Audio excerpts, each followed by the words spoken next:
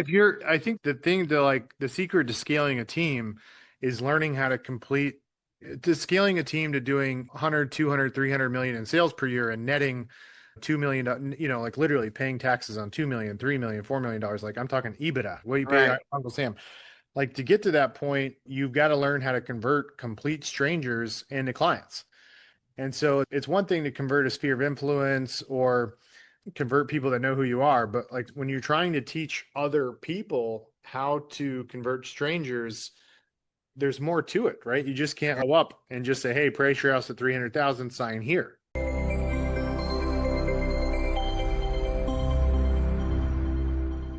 Hello, everyone, and welcome to another episode of the Adventures of a Real Estate Broker with Daniel Berger.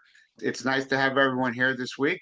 He's actually coming to us from Mexico. He's on a family vacation, which is great that he still found time to come on the podcast. But Christopher Waters, thank you very much for coming on the show this week.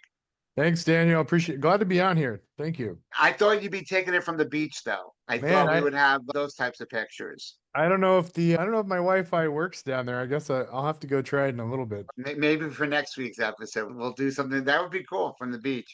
Your business is based in Texas, and you've worked on scaling, team building, and building real estate teams and scaling the business. Give me a little bit about your background. Did you start out as an individual agent? Were you on a team? How did you get into trying to drive growth through team building? So I started as a real estate agent. It's crazy to say this. It'll be 20 years in December. I joined as a buyer's agent on a group at Keller Williams. And around that time in '06 is when Google launched Google AdWords. And that was a very new thing in '06, Google AdWords, right? A lot of people use Google to generate leads. And so I was on that team in 2006 and they started feeding me leads from Google. There were all these different platforms you could buy that would give the team leads. And I started closing deals and they were giving me lots of leads. And I found out really quickly there was a proverbial ceiling with how many deals you could close with Google AdWords. I also learned pretty quickly there's a predefined conversion rate of what you could expect with Google AdWords. And I wasn't very humble. I was 21, 22 coming out of college, wasn't very coachable. And I got frustrated with the limitations on how many closings you could get for every 100 leads you got through Google AdWords. And I quit. I left the team. I kept my license active. I sold homes on the side. And this was back in '07. And I went into the oil and gas business and then sold houses on the weekends and did really well at that for about 2 years. And then the market started going down 2008, 2009, real estate market. I'm sure a lot of people saw that movie, The Big Short. And in 2009, I was like, man, what do I do? I'm a 24-year-old. I actually saved a lot of money from selling homes on the weekend and the oil and gas thing. And I invested in a bar and restaurant and it went completely bust within 6 months. And I had lost six figures of basically every penny of my savings. And the only thing I knew how to do really was to prospect on the phone, book appointments, and generate leads. And so in 2010, I got laser focused. I went all in on real estate and didn't let anything else distract me. And the other thing going on during that time period is I happened to have my license for 4 years, so I could apply to be a broker. And so I started a brokerage on my girlfriend's red IKEA couch, and I had no money, no office, no nothing, but I was able to keep 100% of my commission. And so I became a prospecting machine and started taking lots of listings and closing a lot of deals and generating a lot of leads. And honestly, I lost so much money and I owed so many people so much money from the bar and restaurant failing. I had the Lebanese mafia trying to track my ass down because I owed him so much money for all the liquor we had purchased that we couldn't pay. And I also owed the Texas Alcohol Beverage Commission money. It was just such a disaster. I had to make a lot of money really fast. And I got to a point in 2010 where I got up to closing 13 deals in a month. And I was like, all right, I'm going to try to teach other people how to do this. And so I recruited tons of agents in the summer of 2010. I onboarded, there was 20 of us total. And I'd like to tell you it went good, but the first 12 months preceding recruiting all those agents, it was a complete shit show. Just disaster would be an understatement. I remember my CPA called me, and I was so anxious about my CPA calling me because I thought I was going to owe so much money because my personal production like went down, but I still sold like 40 homes, and our whole team or company, whatever, sold 98 homes in the first year. And so I thought I was going to owe a bunch of taxes, and my CPA calls me. He's like, "Hey, Chris, good news. You only owe two or three thousand dollars." And I was like, "Oh my God, how is that possible? I was expecting to have to owe so much more." And I think I had brought in personally three to 400 grand in GCI. And so like he's yeah, it looks like you spent a bunch of money. And I'm like, what do you mean I spent a bunch of money? And I started getting into the trenches, and I realized me and one other agent sold 80 of the 98 homes, and the other 18 agents sold 18 homes. And so I was like, man, these agents suck. And I was very frustrated, and I got a sales coach. I was like, man, I need to learn how to do a better job or something. I don't know, I got to do something. So I hired this coach, and I'm like telling the coach, I'm like, man, I can't get the agents to make calls. They say they don't want to make phone calls. They say the leads aren't good. And I was like, man, they just suck. And I was expecting him to say, you just need to go replace them and find better agents. And he responded and he says, no, Chris, the problem is they don't suck, you do. He says, you got to learn how, of course, to recruit and select the right ones, but you also have to make sure you give them the right lead opportunities. Because if you give them a bunch of crappy leads, of course, they don't want to make phone calls because who wants to call 100 leads and get one person to close a deal? And then the third thing is, man, you need a roadmap to help these agents become successful. And here I am, this 25 ignorant 26-year-old with all these agents, and I'm just leading them to a dead end. Just it was the failure would be an understatement. So I took a moment to slow down, and I went to that one other agent that had sold a bunch of homes on my team, and I said, "Hey, would you be open to us dividing and conquering? I'll go work on the listing side, you go work on the buy side, and let's basically burn this down and start it all over." And it started to go really well. Within 24 months, we did 325 closings in a single year, 2013, with only, I think we had a total of eight agents, and we did 325 closings. And we netted $1 million after all expenses as a team or whatever. And I was only in production for a couple months that entire year. So I actually stopped going on appointments and all those things in 2013. And so in 2014, I had this cousin that was a bank teller, and she had gotten a real estate license. And my family was like, Chris, you got to meet with Lori and show her what you're doing. And so I met with Lori, and she was selling like 25 homes a year. She had been an agent for 10 years, and she went from 25 homes to almost 100 transactions in year one, and then to 200 transactions, and then 300 transactions. And we were like, man, I think I'm really onto something. So then I started partnering with other agents across the US, and we helped them go from 25 deals a year to 150 deals a year to 300 deals a year to 400 deals a year. And, so that I basically started helping like one team a month starting back in 2018, 2019. And so anyways, my passion has been helping scale teams and to help them achieve some pretty monumental growth rates and do it with very few agents. Like, I guess for context, my worst performing agent sells 60 homes a year. My best performing agents sell 110 to 120. And we, as a team, we keep 85% of the commission. So my agents collect 15%, the company takes 85%, and they sell between 60 and 120 homes a year. And you might be like, oh, those splits are ridiculous for the agent, but all my agents make at least two to $300,000 net per year. So it's interesting. So I'm about 10 years into real estate. I actually, similar to you, I actually became a broker before you're legally, not that you're legally allowed, before you normally are allowed. So in New York, it's 2 years of being an agent before you're allowed to be a broker. But there's a couple of there are loopholes. And one of the loopholes is that certainly you can take the test. You're allowed to take the broker test anytime you want. So you can take both tests at the same time. And if you pass it, then you just have to wait for points and your time.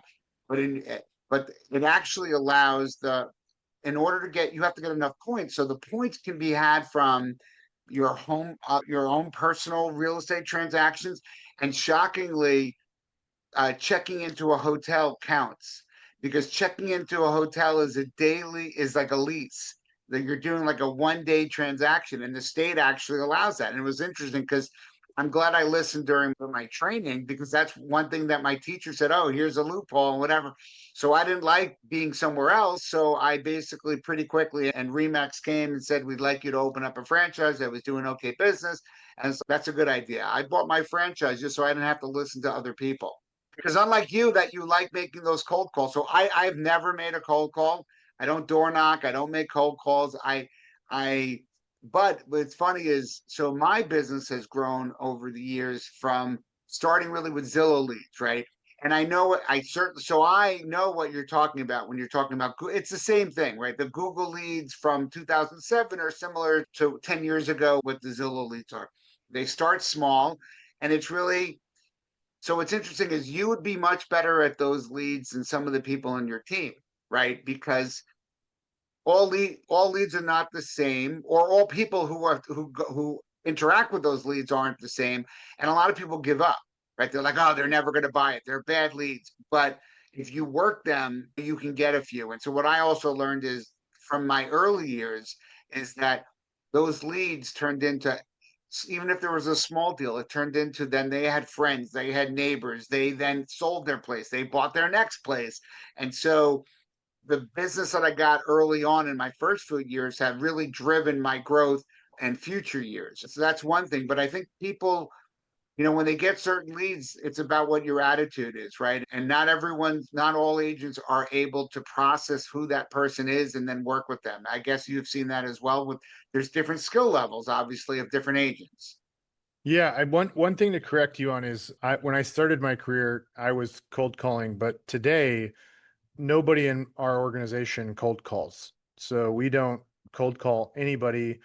We focus on high intent leads. And for example, my lead to face appointment ratio is 1.6 to 1. So for every lead we generate, for every 1.6 leads we generate, I get one face to face meeting. For That's every that's probably that's like all star, right? That is a fantastic number. for every two face to face meetings, we get one signed, and 90% of those are going to the closing table. So and most of the leads that come into our pipeline, I just pulled the numbers for 2025. 90% of our leads closed within 90 days. So less than 10% of them took more than 90 days to follow up with. And what percent of your leads are buyer leads and what percent are seller leads? 80% are listing side leads. Those are the best ever to have. So what's your process on fig? You said you like the ones that are ready to go, but like, what's your secret sauce on how do you procure those people with high intent? The thing I learned is people that are selling that need to transact really fast, the leads that are going to convert really fast, they're going through major life events, right? So the life events are like they are going through a divorce, right? And they have to sell the house because they're going to go into two homes and they can't afford two houses. So divorce is one. The second one is somebody inherited the house and they're like, oh my God, how am I going to keep paying the taxes on the house and keep up with it? So that's another lead. Those type of leads transact really fast. Another one is people facing foreclosure. So those three, they convert really high. They convert at a very high lead to appointment ratio. They also convert very quickly. The people need an agent very fast. Another one is another lead source we have as of course expired, withdrawn, and for sale by owners. Now, again, we don't cold call any of those lead sets. So we have an inbound campaign that we execute on that generates inbound calls or gets those people to submit their information and call us. So first, you've got to go get the lead data. That's like secret number one. If you go to a website, it's abouttosell.com. Basically, what they do is they will scrape the county websites and pull in probate, divorce, and people that are facing foreclosure. It pulls in those records because it's public data, it's public record. And then they enrich those records with phone numbers, emails, and property addresses. So again, you can cold call them. We don't though, but once you get the data, then you can market to them and you have this list that's like people that there's a very high probability they're going to transact and they're going to need somebody to sell their home. And so we go get the data from abouttosell.com. And then we have a couple different mechanisms to get them to fill out a lead form and call us. So that's the first thing is like getting the lead data that's going to convert really fast. And then there's some things you can do above that, but that's probably a whole nother podcast to generate more come list me leads. They're called brand equity campaigns. But anyways, that if someone's listening to this show, that's where I would start is with the with those three lead sources and just go to abouttosell.com, have them they enrich the lead data for you and then start serving them. We use direct mail, we use OTT, stands for over the television. So those apps that are on the smart TVs, you can actually serve ads. And so one of the greatest secrets that we learned is there's something in marketing called the CPM ratio. It stands for cost per thousand. So how Yep. many dollars you have to spend to get 1,000 eyeballs to see your ad, right? And so if you direct mail 1,000 people, it costs $1,000.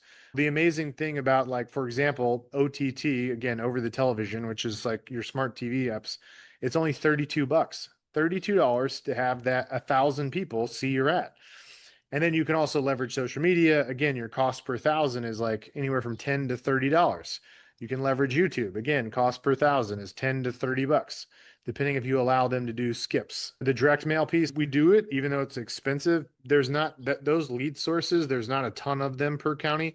So that's why we do the direct mail also. But we stack those three things. And then we also stack cold email. And so that's how we generate people like coming to us saying, I want to sell your house. And that's how we get the definitive lead data of people we know are highly likely to sell.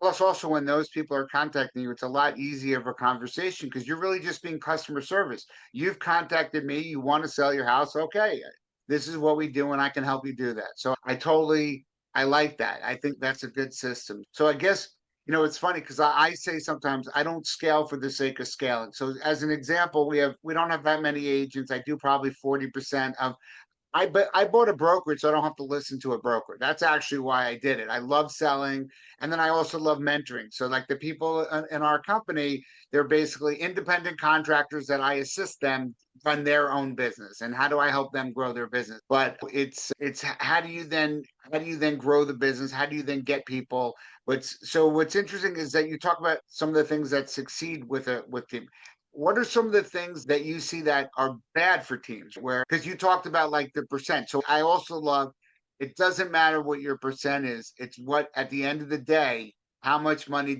what did you take home at the end of the year? That's so much more important than what a percent is or isn't, right? But what are some of the things that make teams fail potentially? So the biggest thing I've noticed that causes teams to fail is the enforcement loop.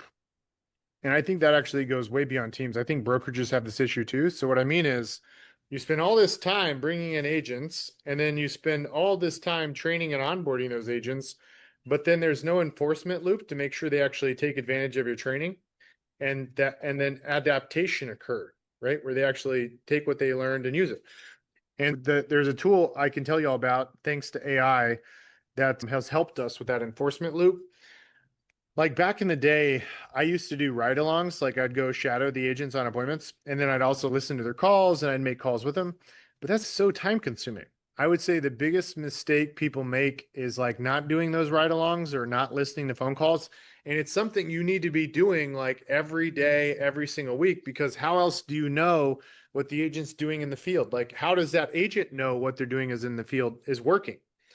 And how do you know that when they're on the phone, they're saying the right thing, right? And so you have to either manually listen to the calls or do ride alongs. Now, again, the amazing thing is with AI, we found a tool that literally grades the phone calls when the agents are on the phone and then sends them a report immediately and says, hey, here's all your AI notes, plus here's what you did really good on the call, and here's what you need to improve upon.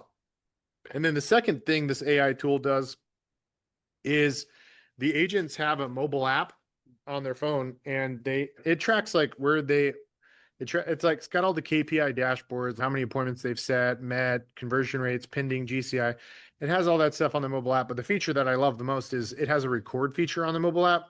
And so the agent hits the record button when they walk in the door and it takes AI notes, but also when a listing appointment is over, it sends them an email summary again of all the things that happened, but most importantly, it sends them a bullet point list of all the things they did well and then specifically the things they did not do well on. So for example, I've seen these summaries and it'll say something like, hey, you showed up to the appointment with no CMA. You can't expect to win a listing without a CMA.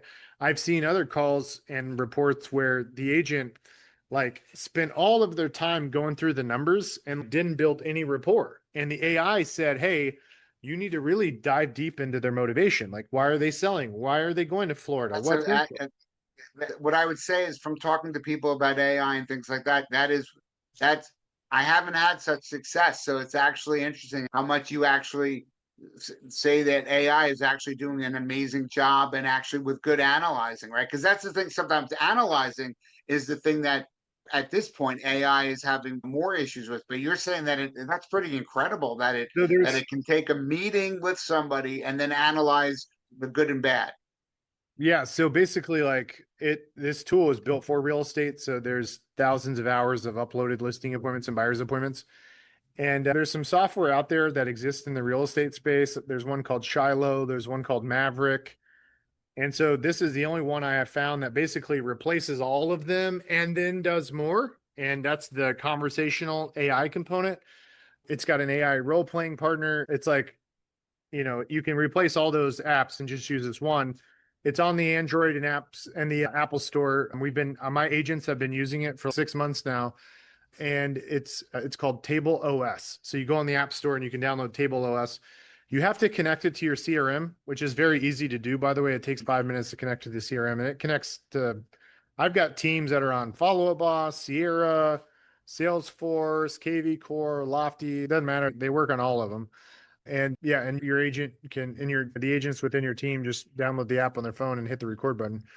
The website is tableos.ai. Tableos.ai. And that's the feedback is it grades phone calls and in-person meetings, and it's got all your leaderboards for your agents, KPIs, reporting. Anyways, that's an amazing tool. Like Wow. that's helped our agents. It's like you sometimes find yourself in this like parent-child relationship with agents where the agents start resenting you because you're constantly critiquing them. And the AI is very objective. It's, hey, you did a terrible job at building rapport. Or, hey, you did a terrible job preparing for this appointment. You didn't have a net proceeds estimate. You didn't have the CMA. You didn't have a market absorption report. Or I've seen in some of the AI reports, it says like, hey, the seller asked what your commission was, and you obviously didn't overcome the objection because they didn't sign the listing agreement. Next time, the reason you probably didn't win the appointment was because you didn't do a very good job showing the seller what you're going to do to market their house for sale. So spend more time showing them how you're going to market the house for sale, and then commission won't be an objection. Same with the other big one I've seen on my team recently is like price. Like lots of agents get stuck on pricing objections face to face. Like the sellers, no, I want to price my house at 500,000. And so the one I saw yesterday, the AI feedback was like, hey, after you get done showing actives, pending, solds, the CMA, after you show all the information, ask the seller, this is literally what the AI said verbatim is, ask the seller if they were a buyer for the home, based off all the information you showed them, what would they pay for their house? So anyways, we've been using it for just, it's like a conversion, a little ninja behind the scenes, and helps us save a lot of time as team leaders from having to do all the manually listening to calls and manually doing ride-alongs. So it's been helping us with conversion a lot. That's amazing. So for me, I think New York is a totally different animal because I wouldn't be able to put the AI on my call because it would hate everything that I do because I do everything different. CMA, all that stuff is not necessarily, I'm okay. I did 55 transactions last year for 1 million GCI. I had $40 million of sales. So it's okay. But my stuff's a little bit less, I don't know if it's complicated or less in depth. It's interesting. But I will say though that the calls with people who have used you in the past are certainly a lot easier and they basically want you to help them and they see what you're doing. But it seems like it's much more complex in Texas. What is The present, all the things that you're talking about of what an agent needs to do when they're going in for a listing presentation. It's actually if you're I think the thing to like the secret to scaling a team is learning how to complete to scaling a team to doing 100, 200, 300 million in sales per year and netting 2 million, like literally paying taxes on 2 million, 3 million, $4 million. Like I'm talking EBITDA, what you pay right. Uncle Sam. Like to get to that point, you've got to learn how to convert complete strangers into clients. And so it's one thing to convert a sphere of influence or convert people that know who you are, but like when you're trying to teach other people how to convert strangers, there's more to it, right? You just can't go up and just say, "Hey, price your house at 300,000, sign here." If someone does, if they're a complete stranger, you're going to have to be a little bit more thorough for them to sign up. They're going to want to, you got to build rapport. You got to educate them on the market. You got to show them what you're going to do differently. And then again, if you know the person, you don't necessarily need to do all that. But if you don't know the person, you probably do. When you talk, you do talk about operational systems, and you use. I've seen you talk about the words the profit leaks. So, what would be some of the things that are profit leaks that you try to look out for?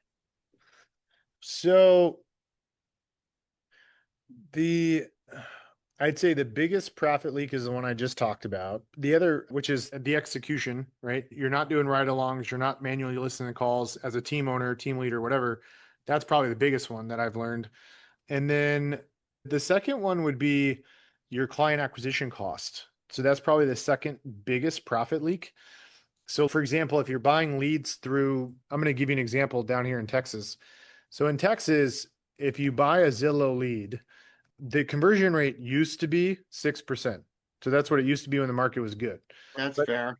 but the conversion rate now, because the market all over the United States, we're at a transactional low. Like transactions haven't been this low in the United States since 1993 when there were 60 million less people.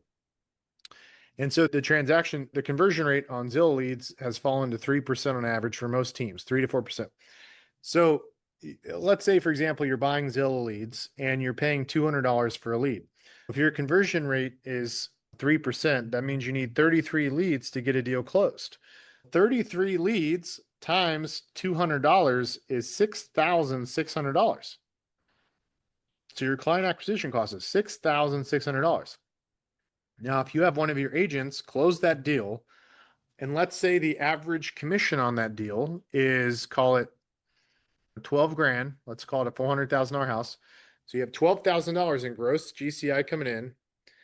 You have 6,600 you have to deduct for the lead cost, and then you have to pay your agent. So let's imagine you only pay your agent 30%. Your agent gets 30% on that Zillow lead. So 30% of $12,000 is 4,000 bucks. So again, $12,000 minus the 6,600 to Zillow, minus the 30% to your agent, which is $3,600. The business is left with, call it 2 to 3 grand, and you haven't even deducted any of your operating expenses yet, like the cost of the CRM and your cost of the office and all the other various expenses.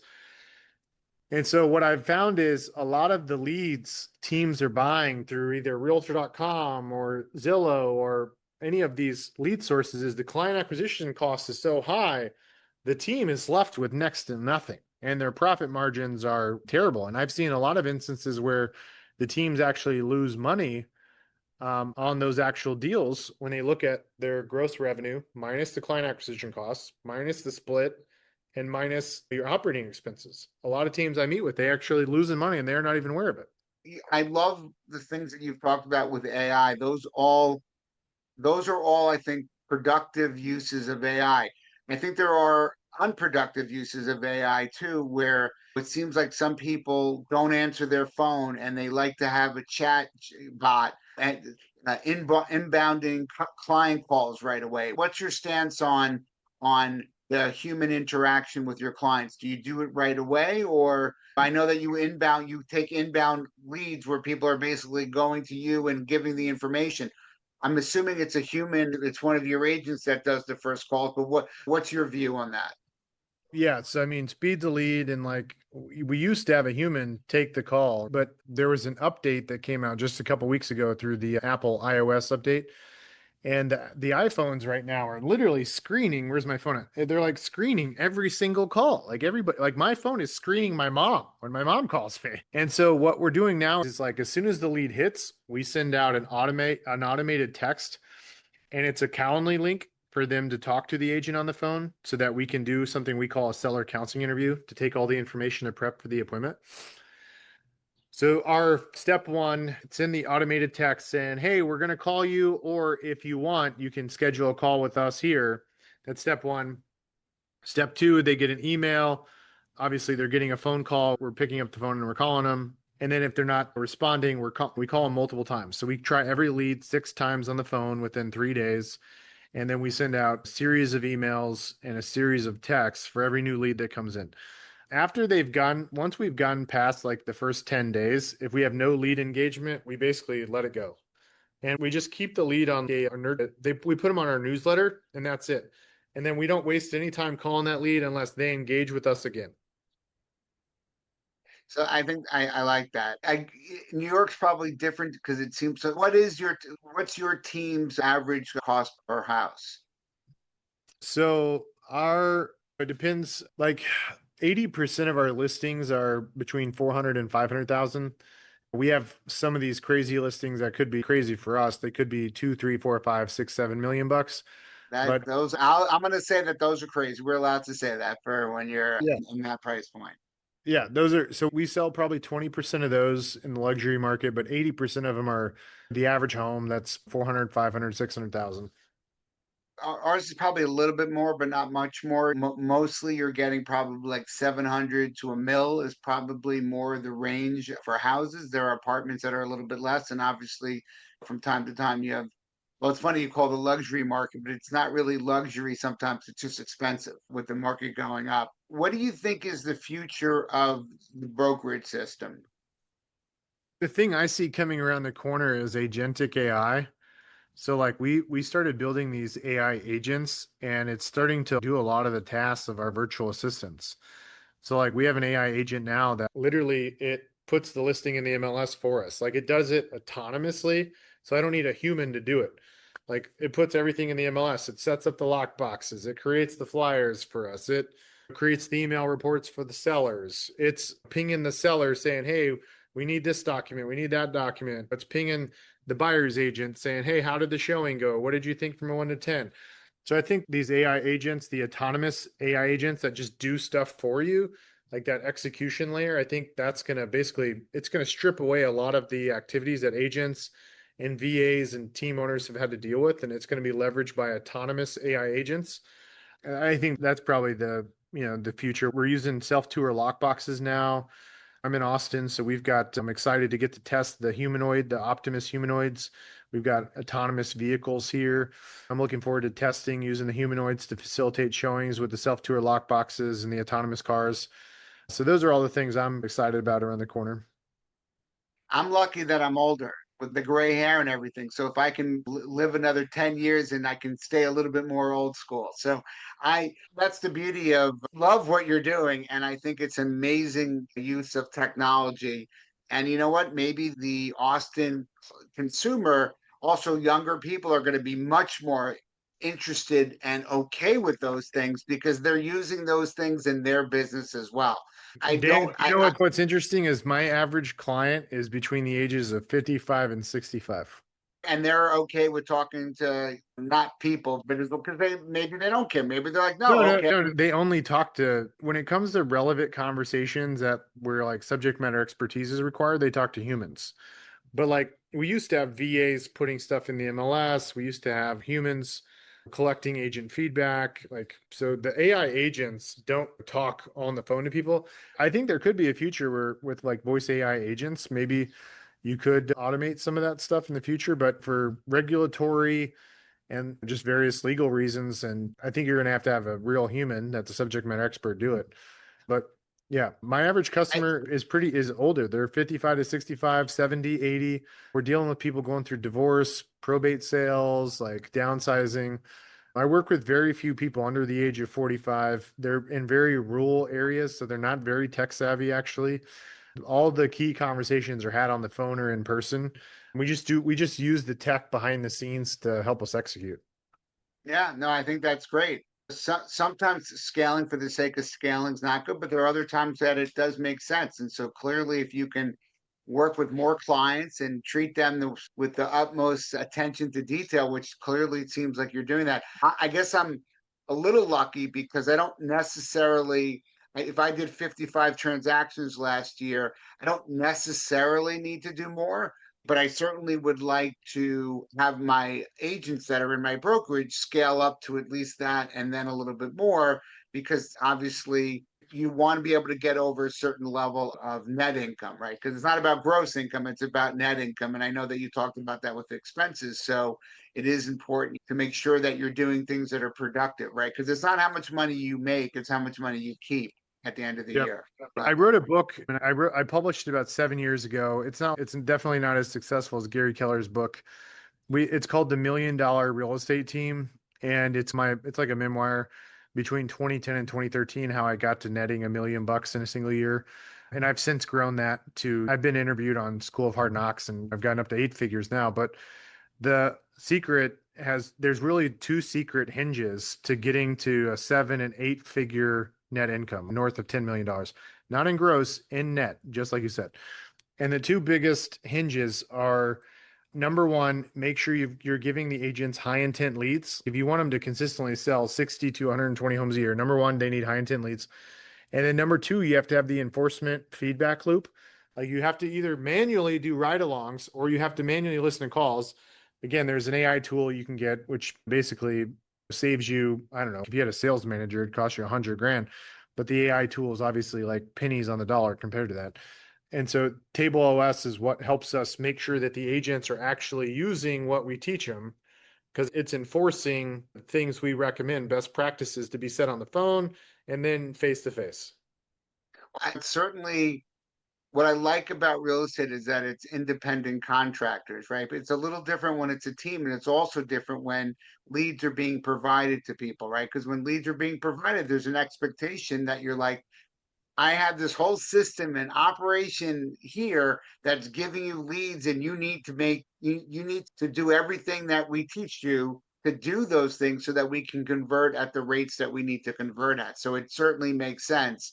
So it seems that you said you have enough people making a decent income net so that that you do have a system that does make sense. So that's not everyone has that, right? And so I would say the other question would be, what's your average length of tenure of the agents? How many agents do you have currently, and what's the average length of tenure?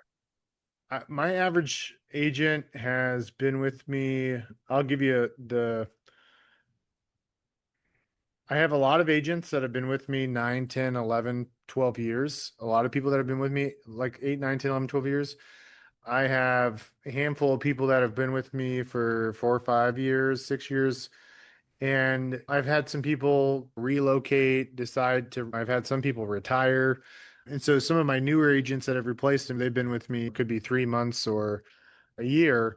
Most people, if they make it on my team past 90 days, they usually stay with me for a very long time because it's very hard for them to go anywhere else and replicate what we've created. There's just not a lot of people that have replicated what we've created. Where because all we book the appointment on the agent's calendar, like they literally wake up, they look at the appointments on their calendar, all they have to do is prep for the appointment and go on it. They get the listing signed, they turn it in.